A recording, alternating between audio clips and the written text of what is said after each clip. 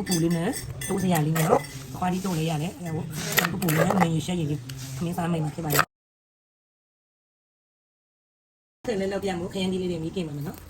ဒီမှာလိုမျိုးဆိုရင်ခရမ်းဒီငပိလေးပေါ့နော်ခရမ်းဒီလေးကိုဈေးတော်နေတဲ့ချိန်မှာခရမ်းဒီလေးတွေကိုခရမ်းဒီငပိလေးလောက်ပြမယ်နော်ဒါမိခင်လို့ရှိရင်အရန်ကိုမှမှုေးပါလိမ့်ရှင်ခရမ်းဒီမိဖောက်လေးတွေမှုေးနေတာနော်ဒီမှာ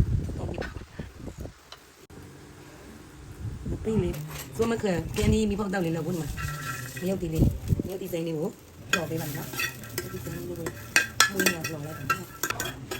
ဒီနေ့ခရမ်းဒီလေးတွေကိုငပိထောင်းပြမယ်နော်ထိုင်းလို့ခေါ်တာတော့ဆိုမှခရလို့ခေါ်တာဆိုမှခရလောက်ဘူးဒီမှာခရမ်းဒီမိဖောက်ရဲ့ကျက်တုံညီမိဖောက်ကျက်တုံဖြူမိဖောက်ရဲ့ငပိဖောက်ရဲ့ပြီးလို့ရှိရင်ရုပ်တီစိမ်းတော်လာမှာနော်ပြီးရင်ချုံမောက်ငံပြကြီးတံမြာကြီးများလိုအပ်ပါတယ်နော်ဒါဆိုရင်သုံးတင်လို့ဖို့ကြည့်လိုက်ကြနော်ခုညီထောင်းပေးပါမယ်ဒီကနေ့မိဖောက်လေးကိုညံ့ထားမယ်နော်ညံ့လေးမိဖောက်လေးရောထားမှာပဲဒီနေ့သူနဲ့ရောထားမှာနော်ဒီကျက်တုံညီညံ့လေးရစေခဏတော့တော်လာတဲ့ရုပ်တီလေးတွေကိုထည့်ပါမယ်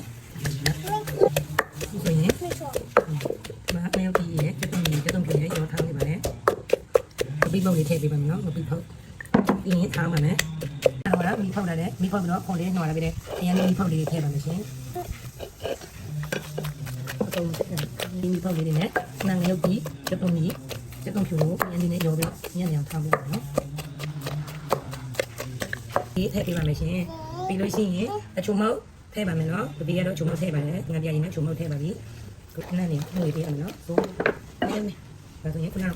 အောင်းနဲ့ခရမ်းဒီကိုငါရရချုံမနဲ့နော်အရင်ကနဲ့ပြန်တော့ပုံပေးရနော်ငါအမြာဒီလေးကိုညစ်ပေးပါမယ်နော်အမြာဒီလေး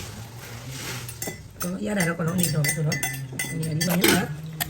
ခရမ်းဒီပေါင်းငပိလေးရပါပြီနော်ဒါဆိုလို့ရှိရင်ဒီမှာခရမ်းဒီငပိလေးပေါင်းလေးကိုပူပူလေးနဲ့တိုးစရာလေးနဲ့